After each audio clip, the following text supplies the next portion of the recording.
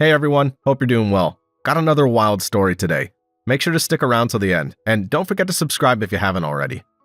Alright, before we start this story, I want to read you guys a comment that came in from one of our recent videos. Here's what it says. I was with one ex for 4 years, and I wanted to marry her. One night out with friends, I saw her making out with another guy in a car at a red light. 3 days later, I told her I was going to visit my brother. Never said where he lived, just he lived in another state. That was 30 years ago, and she still doesn't know where I live. She's been married and divorced twice since then. She married the guy she cheated on me with and cheated on him as well. I've been happily married for the past 22 years. This comment hits different. 30 years ago, this guy saw his girl cheating, and instead of making a big scene or trying to work it out, he just disappeared. Clean break. No drama, no begging, no let's talk about this. Just gone. And look at the results. She's been through 2 marriages, clearly never learned her lesson since she cheated on the guy she left him for 2. Meanwhile, this man has been happily married for 22 years. 22 years. This is what we talk about all the time. When someone shows you who they are, believe them the first time. This guy didn't need multiple chances or second opportunities to figure out she wasn't wife material. He saw what he needed to see and made his decision. The fact that she still doesn't know where he lives 30 years later? That's some serious commitment to moving on. That's how you handle betrayal, gentlemen. Clean, decisive, and permanent. If anyone have stories like these to share, please do in the comments. I will share them in my upcoming videos. Now, let's start the story. She said, I can't help it if other men find me irresistible. Maybe you should step your game up. After I saw her give her number to a random guy, I said, you're right. The next day, her name was off everything I paid for, her stuff was packed, and her key didn't work. She called me 23 times that day.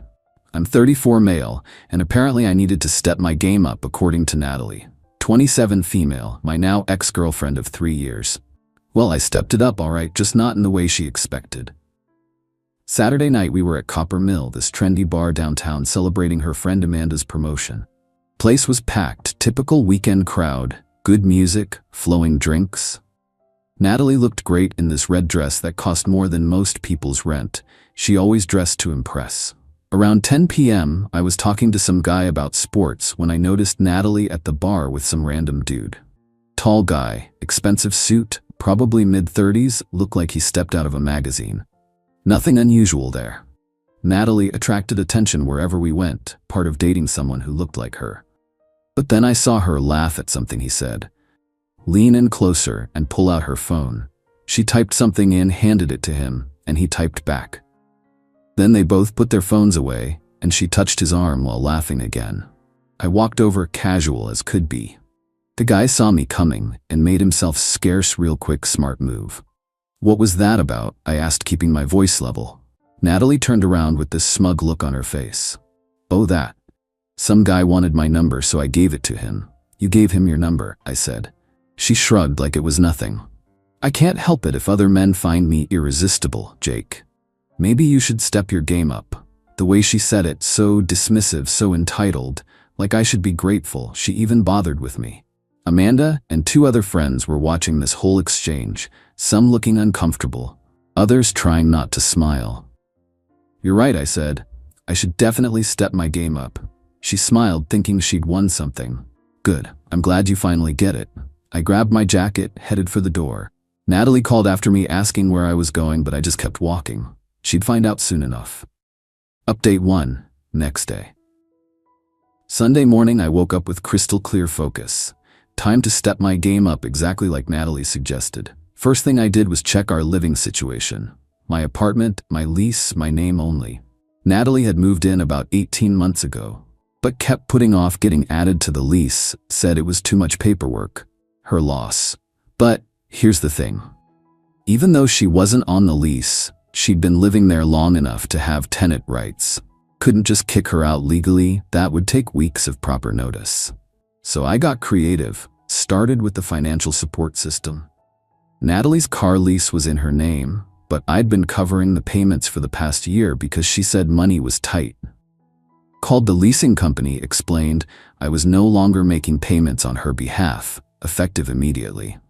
They said they'd contact the primary lessee about payment arrangements. Next was her phone. She was on my family plan, saving her about $60 a month.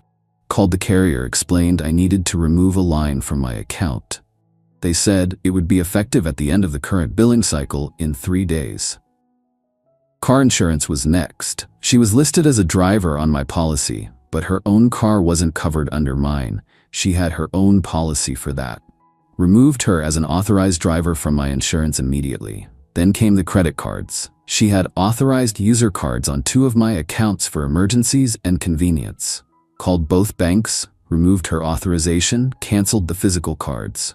They said the cards would stop working within 24 hours. Gym membership, same story. She used my family membership plan.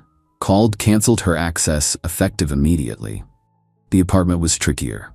Since she had tenant rights, I couldn't change the locks or remove her stuff without proper legal process. But I could start preparing.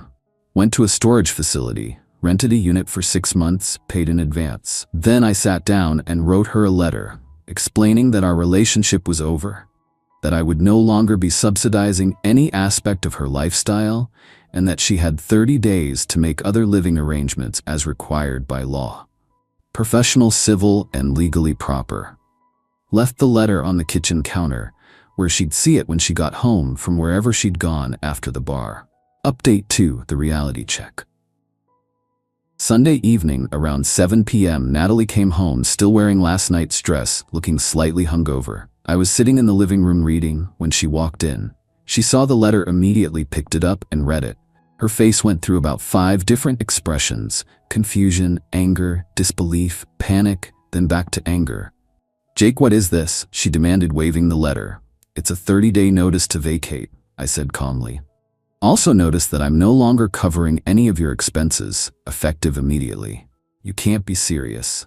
"Dead serious, Natalie. You told me to step my game up last night, so I did some evaluation. Turns out I was subsidizing someone who gives her number to random men and tells me I'm not good enough." "That's not what I meant, and you know it." "That's exactly what you meant, Natalie. You made it clear other men are more interesting than me. So go be irresistible on someone else's dime." She tried her credit card to order food delivery an hour later. Declined. Tried the second one, same result. That's when the first round of panic calls started. "Jake, my cards aren't working," she said when I answered. "That's correct, Natalie. You're no longer an authorized user on my accounts. How am I supposed to eat? How am I supposed to function? The same way adults function, Natalie. Use your own money, your own cards, your own resources." She hung up and tried calling back immediately. I sent it to voicemail. Update 3. 2 days later.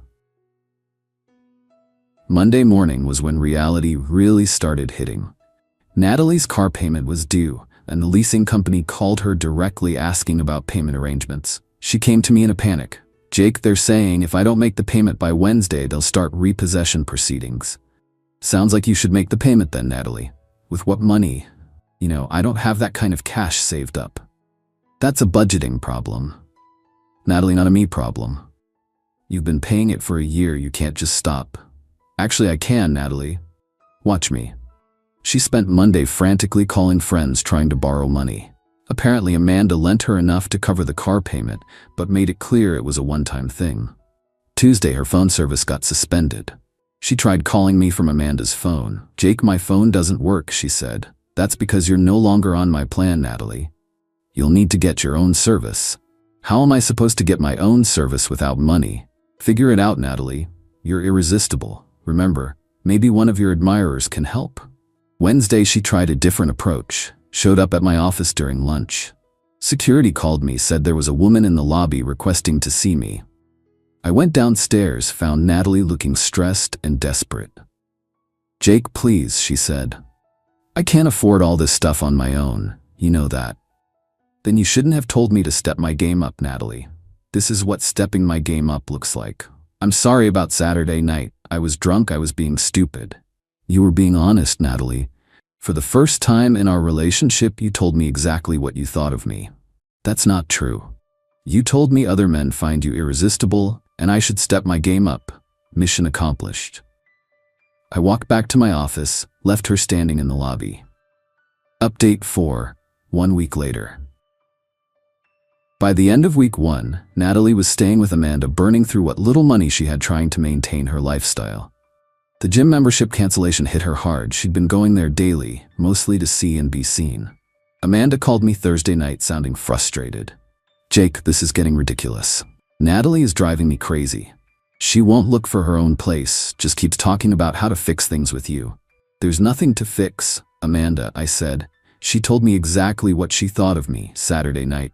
She made one stupid comment. Jake, you're destroying her entire life over it."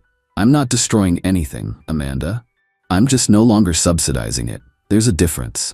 You're being vindictive. I'm being logical. Amanda, why would I financially support someone who thinks other men are more irresistible than me?" Friday, Natalie tried showing up at the apartment building, but couldn't get past the front desk. They called me, said someone was requesting access, claiming to live there. "She's not on the lease," I told them. "She's a guest who's been staying here, but she's moving out. Don't let her up without my explicit permission."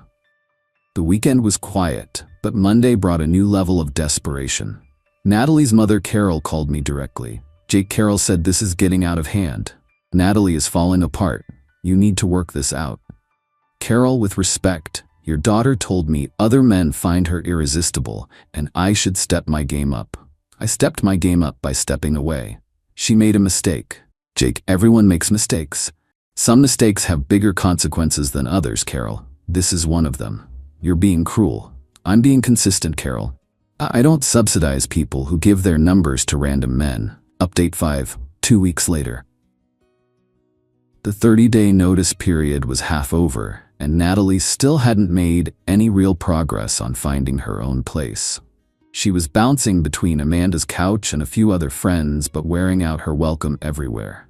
She tried one last desperate play, showed up at the apartment building with a locksmith, claiming she'd lost her key and needed to get in. Smart building management called me first. "Sir, there's a woman here with a locksmith saying she needs access to your apartment." "Don't let them in," I said. "She doesn't live here anymore, and I haven't authorized any locksmith services." The locksmith apparently told Natalie he couldn't work without property owner authorization and left. She called me immediately, screaming, "Jake, that was my stuff in there. I have a right to it. You have a right to collect your belongings during reasonable hours with advance notice, Natalie. You don't have a right to bring locksmiths to my apartment. I need my things now. Send me a text with a date and time that works for you, Natalie. I'll be present while you collect your belongings, and then you can move on with your irresistible life." She hung up but texted me an hour later asking to come by Wednesday evening. I agreed. Wednesday, she showed up with Amanda and a small moving truck. It took them 3 hours to pack everything that belonged to her. I supervised to make sure nothing of mine disappeared, but otherwise stayed out of their way. When they finished, Natalie stood in the empty bedroom looking around like she couldn't believe it was really happening. "Jake," she said quietly, "this doesn't have to be the end. We can work through this. You told me to step my game up, Natalie. This is what that looks like. Find someone who thinks you're worth competing for." Amanda drove away with Natalie and all her stuff. I changed the locks that night just to be safe. Final update. 1 month later. It's been a month since I stepped my game up, and the transformation has been remarkable. Not just in my life, but apparently in Natalie's understanding of how the world actually works. She found a studio apartment across town, but had to get her parents to co-sign because her credit wasn't strong enough on its own.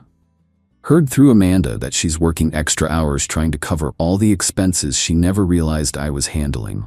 Car payment, phone bill, insurance, gym membership, streaming services, everything adds up when you're paying it yourself. Turns out being irresistible doesn't cover the cost of living.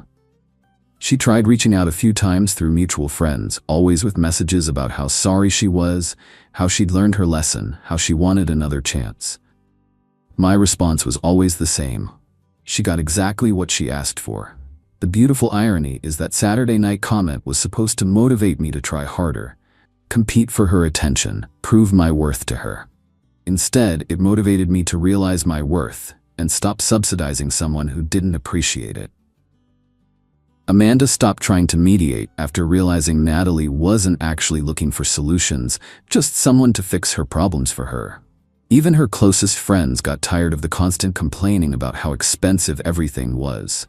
Last week I saw her at the grocery store using coupons, looking stressed, counting items in her cart. She saw me and waved tentatively. I nodded politely and continued shopping. No drama, just two people who used to know each other. The guy from Saturday night never called her, by the way. Amanda mentioned he was married, just collecting numbers for entertainment. Natalie waited by her phone for days for a text that never came, while I was busy stepping my game up by removing financial support from someone who thought I wasn't good enough. She wanted me to compete harder, fight for her attention, prove how irresistible she was. Instead, she learned that some men don't compete, they just walk away and let people figure out their own lives. The lesson here is simple. When someone tells you to step your game up, take them seriously. Sometimes stepping your game up means stepping back from people who don't value what you bring to their lives. Natalie is learning to be irresistible on her own budget now. Meanwhile, I stepped my game up in ways she never imagined by refusing to subsidize someone who thought other men were more interesting than me. Sometimes the best revenge is just stopping the things you were doing out of kindness and letting people handle their own responsibilities.